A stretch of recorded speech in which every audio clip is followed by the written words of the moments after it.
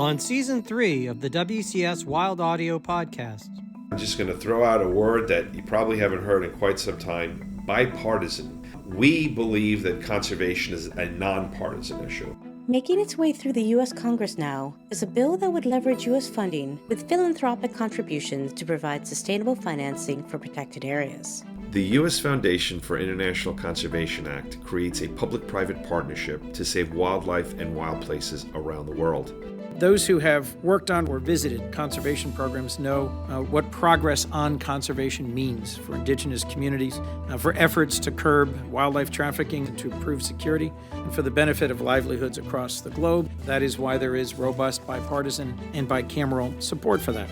Small-scale fisheries are the cornerstone of livelihoods and economies across the world, providing essential micronutrients to more than 4 billion people.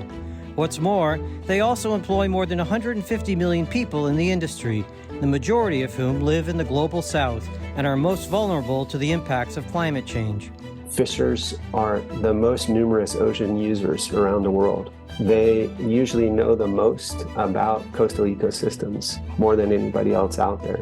The social and economic side of the fishery is inextricably entwined with the ecological side. We think now not about just conserving a coral reef. We think about securing the social ecological system that is built around a coral reef.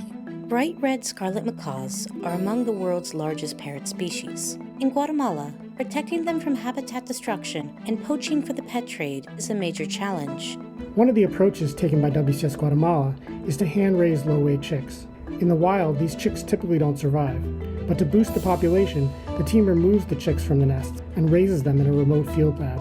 For New York Climate Week, we look at why maintaining the ecological integrity of forests is so important and what can be done both to avoid further degradation and restore what's been lost. The more biodiverse an ecosystem is, the more likely it is to survive periods of drought and fire and storm and so forth, and to bounce back. And so we really need ecosystems. They're not static things like pictures in a museum. They're living, breathing, functioning collections of organisms, and we need them to thrive in the face of these worsening conditions. The WCS Wild Audio Podcast is a production of the Wildlife Conservation Society.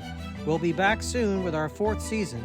In the meantime, check out past episodes you may have missed at Apple Podcasts, Spotify, or wherever you listen.